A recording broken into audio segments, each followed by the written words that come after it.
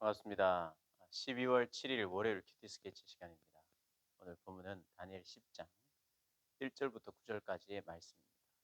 오늘 본문은 이렇게 시작합니다.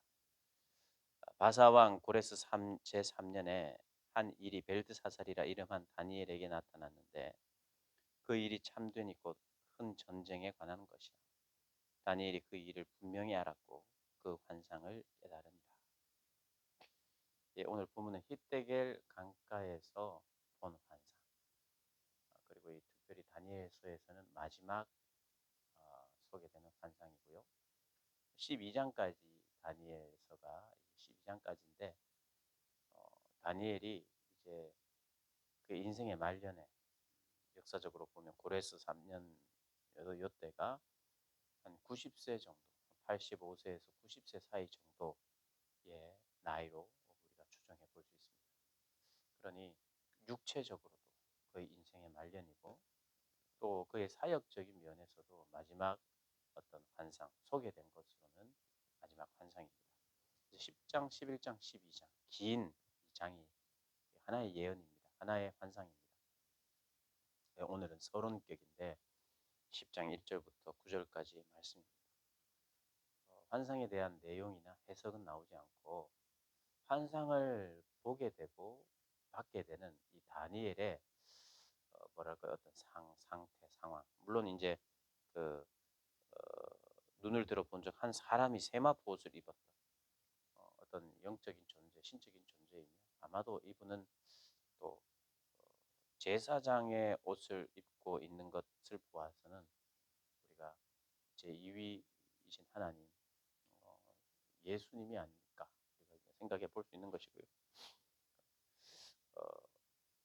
서론격인데 90세 정도의 나이에 그것도 이제 바벨론 땅에서 이들이 이제 바사의 땅에서 그것을 보게 되는 내용입니다. 이게 날짜를 보면 이게 첫째 달 이제 24일 이게 4절에 24일에 그 환상을 보게 되었다고 말하는데 그 24일 전에 세일에 동안 금식을 합니다. 다니엘이.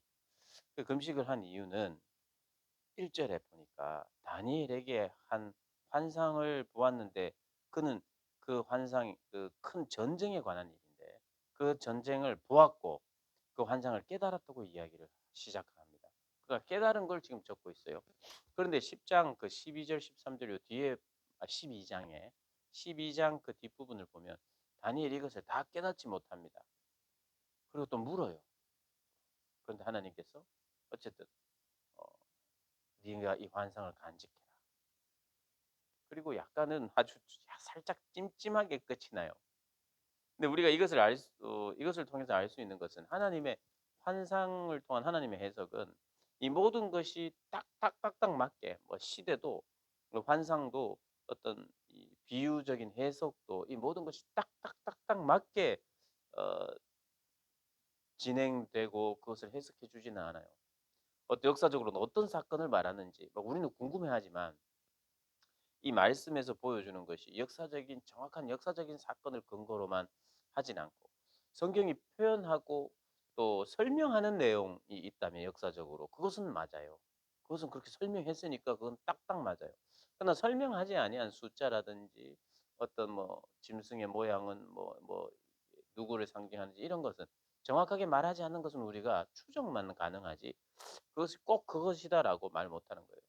그래서 다니엘서나 요런 이 서는 그래서 그런 어떤 것을 숫자는 이거다, 저거다, 짐승은 이거다, 저거다 정확하게 우리가 그것을 해석하기란 다니엘도 지금 못하고 있는데 또 하나님이 거기까지는 안 보여주세요. 그래서 하나님이 보여주시는 만큼만 우리가 해석하는 거예요. 그래서 이 성경은 우리가 완벽하게 이 모든 것을 토시 하나, 이 문장과 단락 하나 다 우리가 완벽하게 이해하고 '나는 성경을 다 마스터했다. 뗐다.' 이렇게 할 수 없는 부분이에요. 어쨌든 좀 선언이 길었는데요. 오늘은 두 가지를 한번 좀 이야기하려고 합니다. 뭐냐 하면 나이 90세 가까운 이 노인이 하나님의 말씀을 이렇게 경험하고 환상을 보게 될 때 그가 한 행동입니다. 뭐냐면 3주 동안 금식을 하며 새 이래죠. 3 주입니다. 금식을 하며 기도를 합니다. 3 절에 새 이래가 차기까지 좋은 떡을 먹지 아니하며 고기와 포도주를 입에 대지 아니하며 또 기름을 바르지 아니하니라. 이게 금식의 어떤 수준입니다. 그러니까 새끼 다 굶었다 이렇게 말은 하지 못하지만 절제하고 있고 온통 마음이 여기에 이렇게 쏠려 있어요. 하나님을 만나면 우리는 기쁘고 감사하고 방울하고 뭐 이런 것도 있습니다만은 인격적인 하나님을 만났다는 것은 그분의 그분의 겉모습만 만나는 게 아니죠. 그분의 마음이 공유되는 건데 우리가 하나님을 만날 때는 기쁘고 감사하고 나에게 일이 잘 되고 뭐 이런 것만 있는 게 아니라는 거 우리가 기억해야 돼요. 왜냐? 그분은 그분이 슬펐다가 기뻤다가 슬펐다가 기뻤다가 이걸 반복한다는 뜻은 아니에요.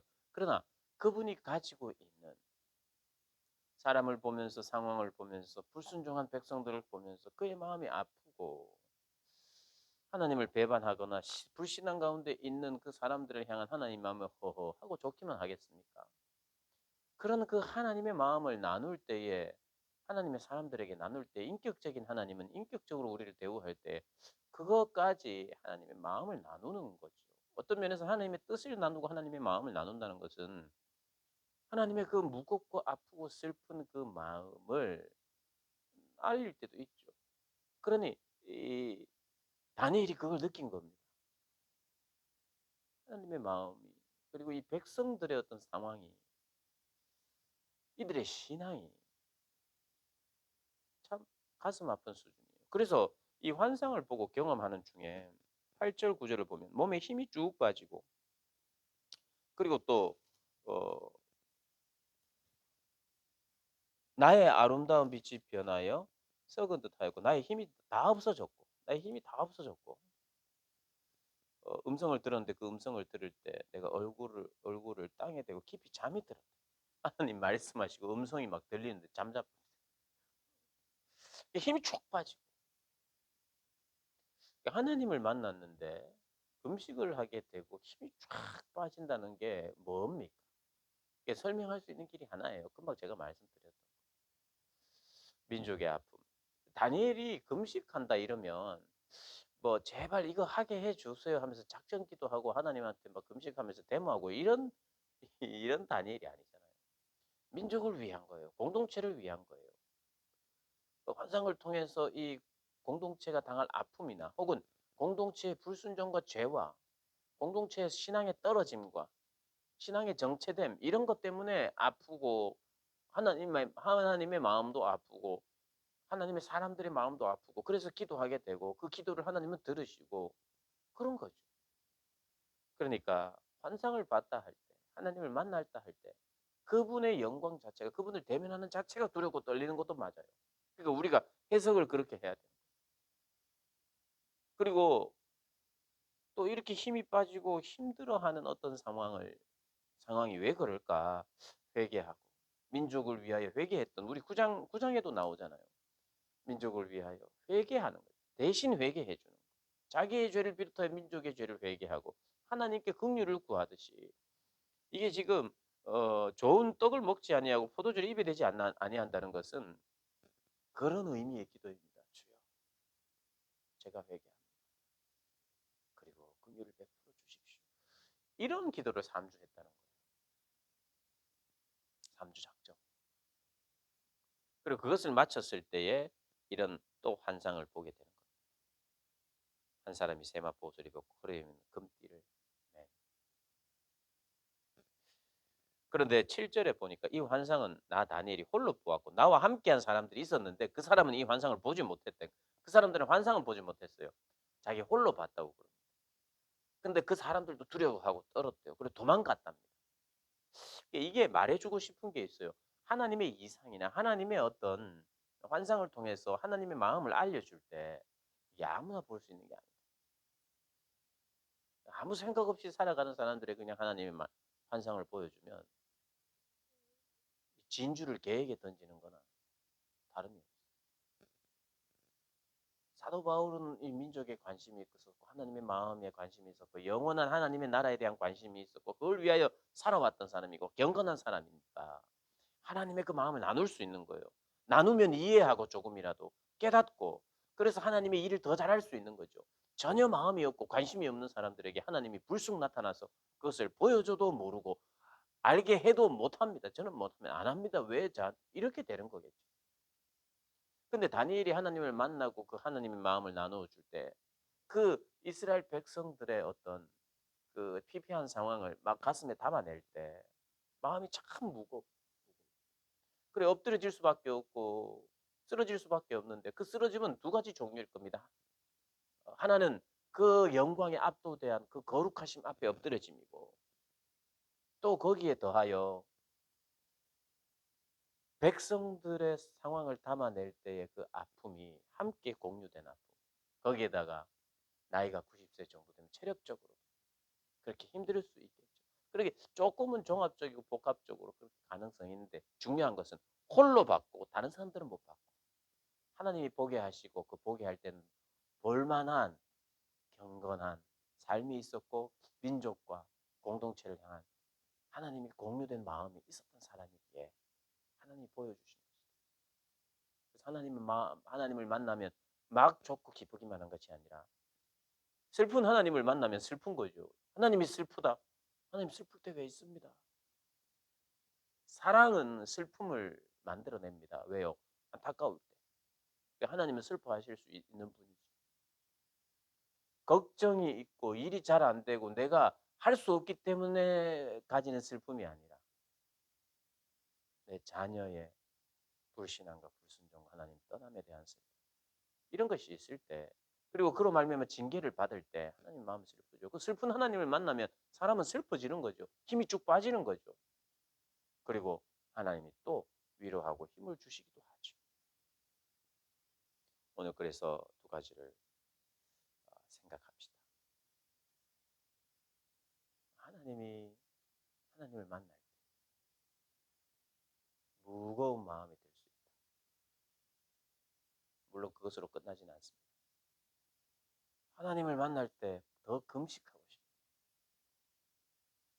그럴 수 있는 거죠. 이 시대와 환경과 아픔을 내가 느끼고 알 때, 하나님의 마음을 느낄 때 금식하는 거예요. 지금이 그럴 때가 아니겠습니까? 지금. 오늘 본문을 좀 묵상하시면서 나는 이런 어떤 것을 담아내는 그러한 신앙생활을 하고 있는가 돌아보시는 복된 분들 되시기를 주님의 이름으로 축복합니다.